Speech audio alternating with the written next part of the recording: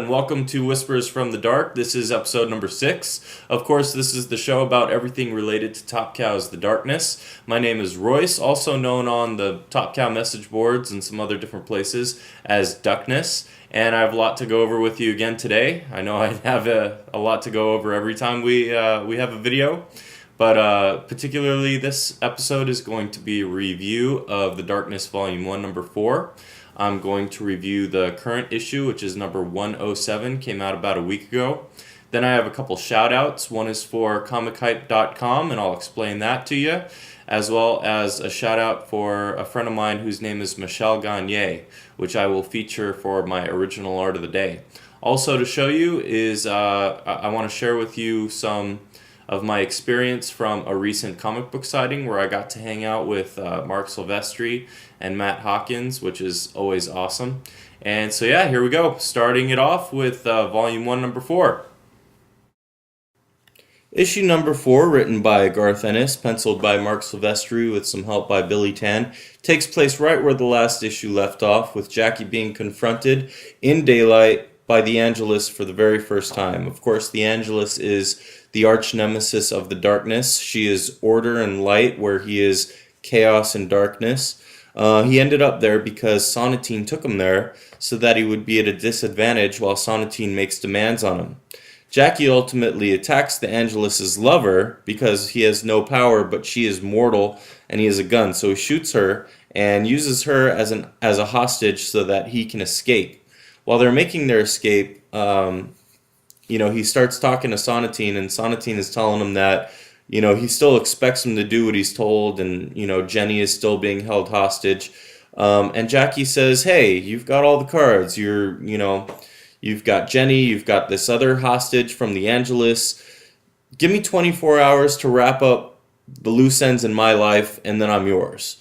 And Sonatine agrees. This sounds too good to be true, I'm sure, but he agrees. And then Jackie leaves to go, take care of his own business. Meanwhile, we see the Angelus, who is really upset. She's flipping out. She's scouring the city looking for Jackie and her lover. I don't know why they didn't just follow him in the car, but maybe she was afraid for her creation's safety. I don't know. Anyways, back at Sonatine's lair at this point, Sonatine starts asking Jenny what her power over Jackie is. He views Jackie as this, guy who doesn't care about anyone. He grew up in this violent place, and the only thing he's found that has any power over him is Jenny's safety. He puts Jenny in danger, and Jackie flips out and will do whatever he wants. So he just wants to know why. So Jenny tells him about the orphanage and how they grew up together and how, people were violent there, but Jackie always took care of her and stuck up for her. So we get to see that part of the relationship. She also talks about how Jackie was taken away from the orphanage by his Uncle Frankie. So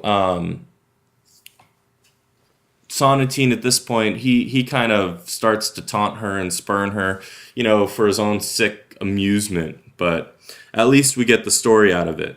At this point, we go back to Jackie, who goes to see the Eastwood brothers, which are the guys who shot Frankie. So he goes and he breaks into the club where they're known to hang out, and they look a lot like Sam and Twitch from the Spawn series. But anyway, he kills them both in one of the bloodiest and most gory scenes in the history of the series. Very memorable moment, both artistically and story, but not before he gets the name of who the rat was that gave Frankie away. So he then goes to visit Frankie in the hospital, and Vinny is still over there watching him. And of course, Jackie confronts him because it turns out that he is the rat. At this point, Jackie kills Vinny in another really satisfying moment in the Darkness series.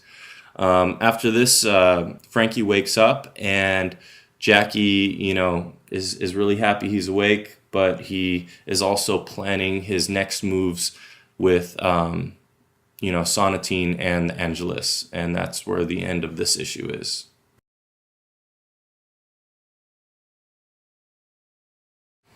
So at this point in time, we are 100 issues past, the Darkness #4 plus, and then don't forget all the crossover issues with Witchblade and Angelus and Firstborn and Artifacts and all those things.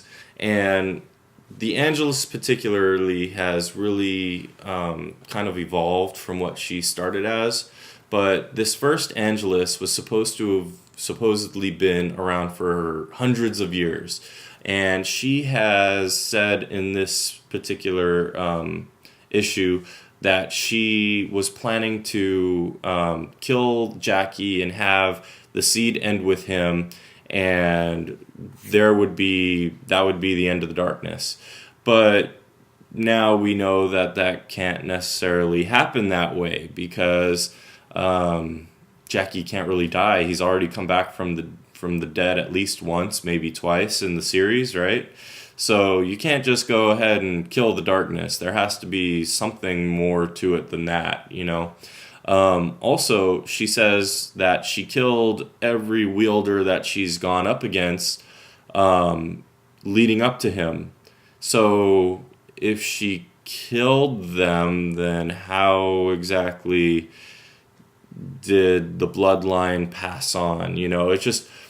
It didn't make a lot of sense. There's some little holes there, But anyway, you pass that on, you take it for what it is, and you get to the part where he goes after the Eastwood brothers, The part with Sonatine was really cool because, we got to learn more about the history, but when he went to see the Eastwood brothers, that's when we got to see him really, bulk out in his Darkness mode, and we had some really cool, bloody, crazy, violent scenes that were very memorable. I mean, in the whole series of the Darkness, I think this issue has two of the most memorable moments for me. The first one is when he attacks the Eastwood brothers, and then the other one is when he attacks Vinny, who was, of course, the rat that made all the trouble happen with the Marciani family.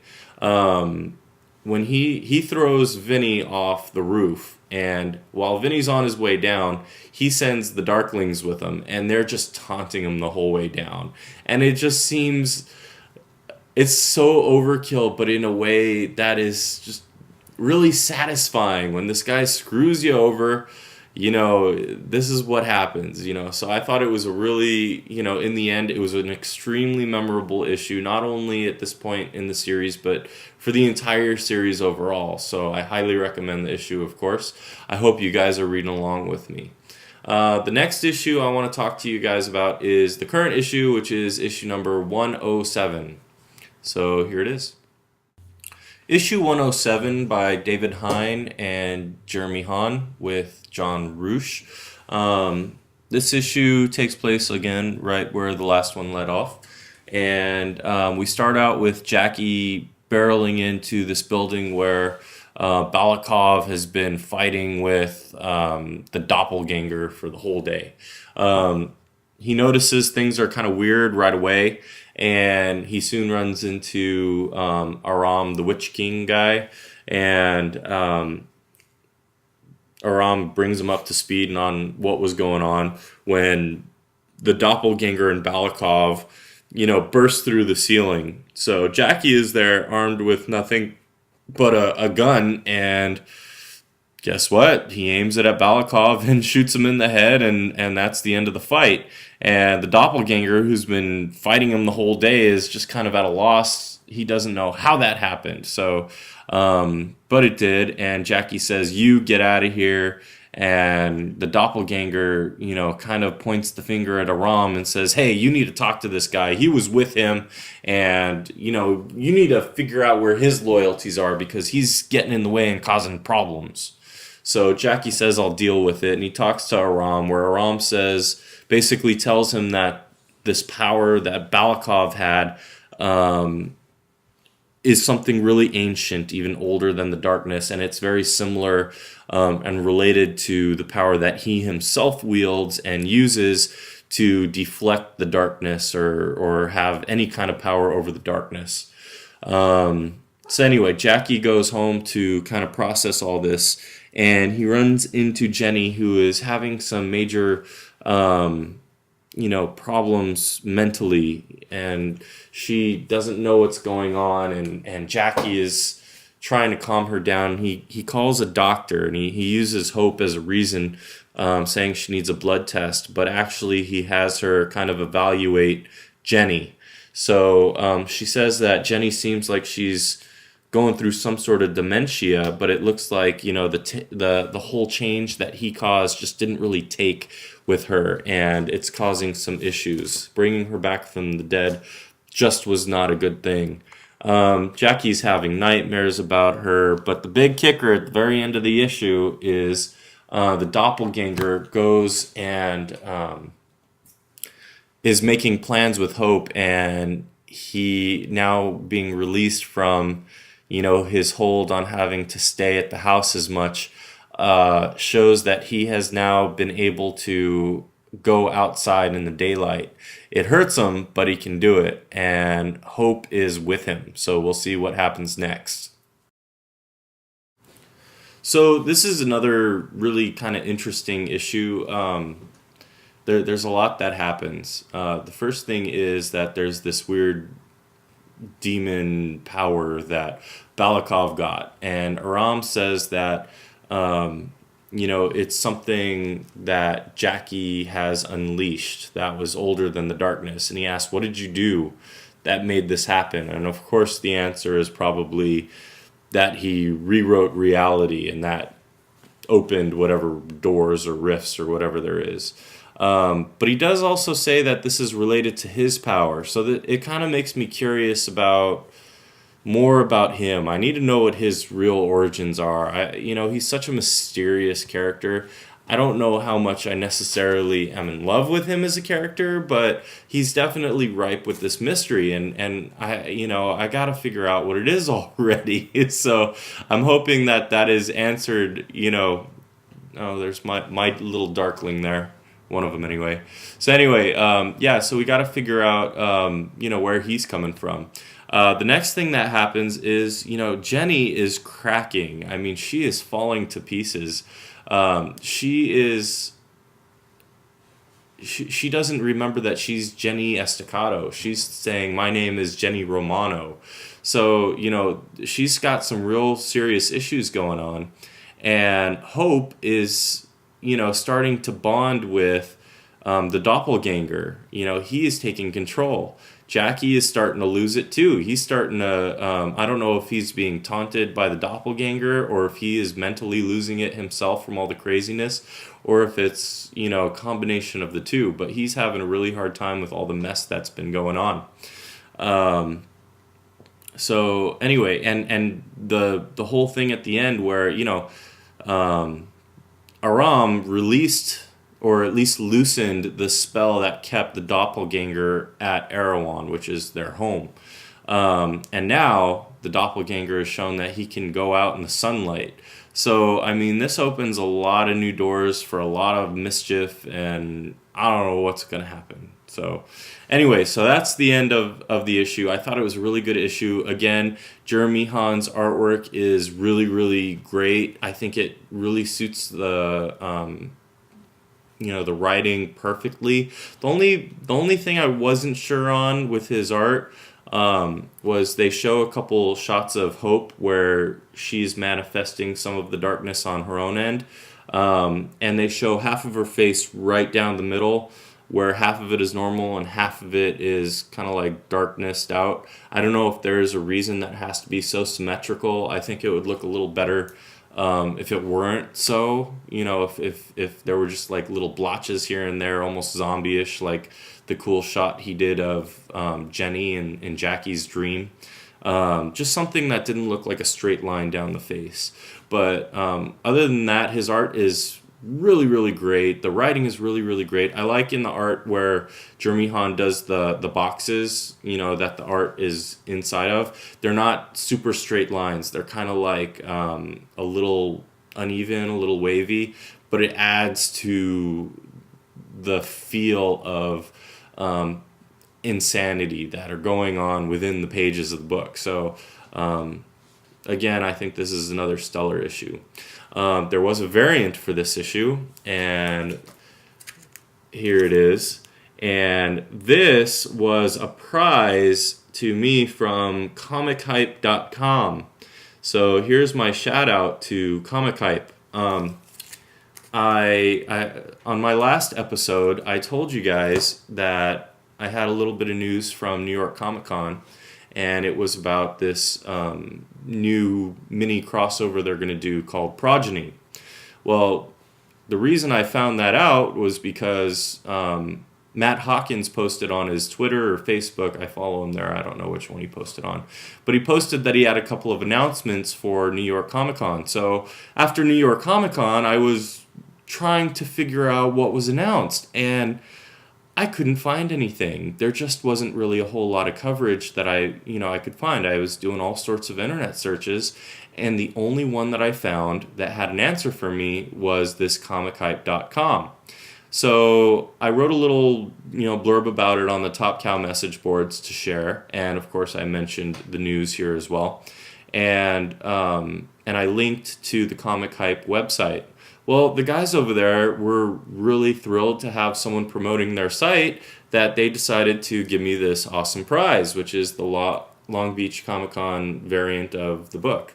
So, of course, after that, I had to pay a little bit more attention to their site, and I found that it's a really cool site, and I highly do recommend it. I thought that it was actually very different than some of the other comic book sites that I go on, because a lot of the other comic book sites really focus on the big books, the big Marvel books, big DC books, and ComicHype does as well, but they also focus on a lot of those smaller books that I personally really enjoy.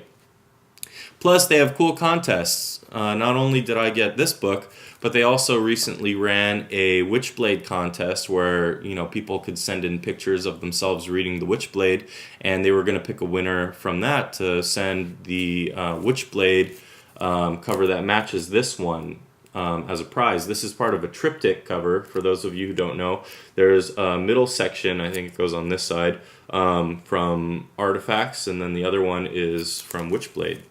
So thank you, ComicHype.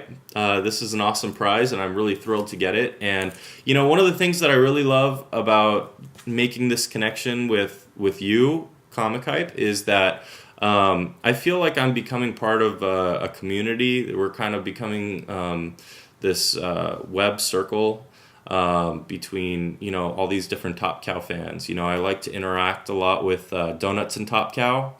And there's my show, and there's Image Addiction, which is another image. They do podcasts also. And now I've also got ComicHype. So this is a lot of fun for me. I feel like I'm making friends, and that's really cool. So thank you again. Moving along, the next thing I want to talk about is a friend of mine named Michel Gagne. And this is for my original art of the day, and I want to show it to you here. So this art is from a friend of mine. His name is Michel Gagne. He is actually an animator. He's done work on Don Bluth films and some Pixar films and things like that. He's also done a couple books. He's done some comic books, including a Batman story. And he's also the mind behind the insanely twisted Shadow Planet video game. Anyway, I'd been bugging him for a long time to do Me a Darkness, and he's got this really crazy, insanely twisted style. I mean, he goes anywhere from cute to grotesque and everywhere in between. And I just knew he would do something really different. So anyways, this is what he did for me, and I was so stoked to have him do it. He said that he started with a pencil drawing, but then he just wanted to go nuts, and so he scanned it in, and he did a print.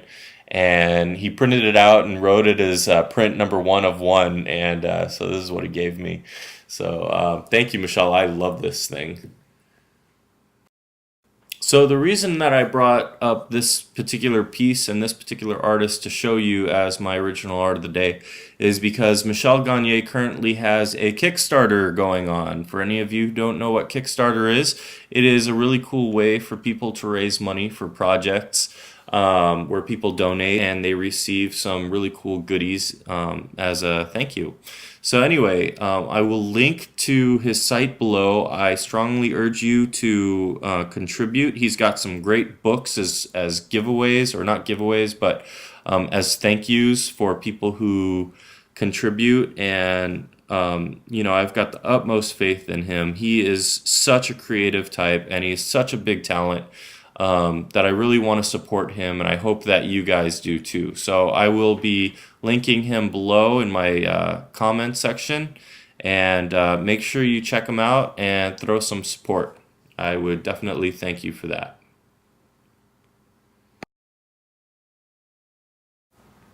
So the last thing I wanted to tell you guys about was a signing I went to for Marc Silvestri and Matt Hawkins to celebrate the new Cyberforce #1. This is the results of the Kickstarter Top Cow put on. They wanted to get these issues out for free for the masses, and they did that by raising funding through Kickstarter. So the first 4 or 5 issues of this series is going to be given away free. If you haven't gone to your comic book store to get a free issue, go to your free comic book, or go to your comic book store and get a free issue. Some comic book stores I heard are charging $1 for these, but remember the retailers are still paying a small fee for these, so and $1 isn't really too much to pay for a high quality book like this. So I definitely highly recommend you pick it up. So I went to the signing, and they had 2. There was one in Anaheim, and then there was one in Pasadena. There were a couple guys in line who went from one signing to get in line at the other signing, and they stayed there all night. So that's dedication. I didn't do that. But I did get there early in the morning on the Sunday to, secure my place in line, because the first 25 people in line were given sketches. So, of course, you guys all know me. I got the darkness. I wanted the darkness. And this is what Marc made for me. He's always really cool to go hang out with. He was really trying to take his time with individuals who came to the signing, especially, I think, those who he knew were waiting in line for a really long time.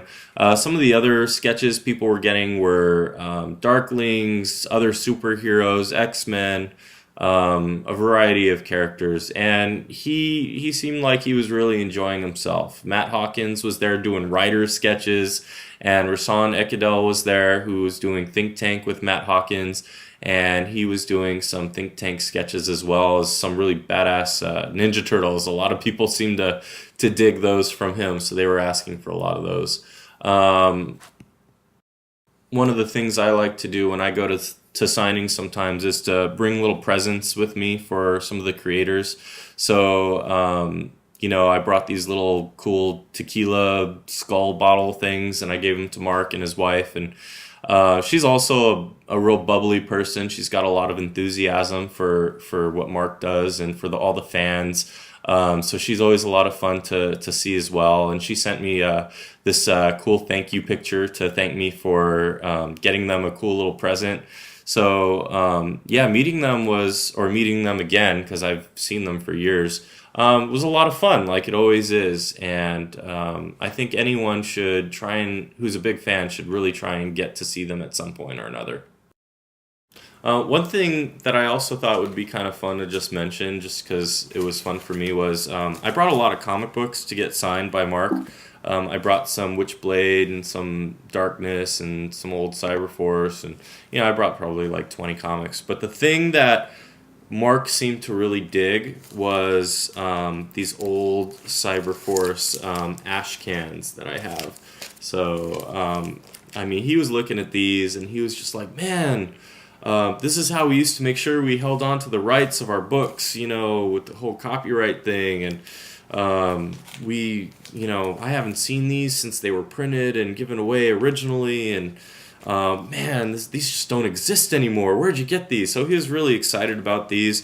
And the one that he was the most excited about was actually not the ones that he did himself. It was this one, which is the Walt Simonson issue. He got really excited about this, and he seemed to really love seeing them.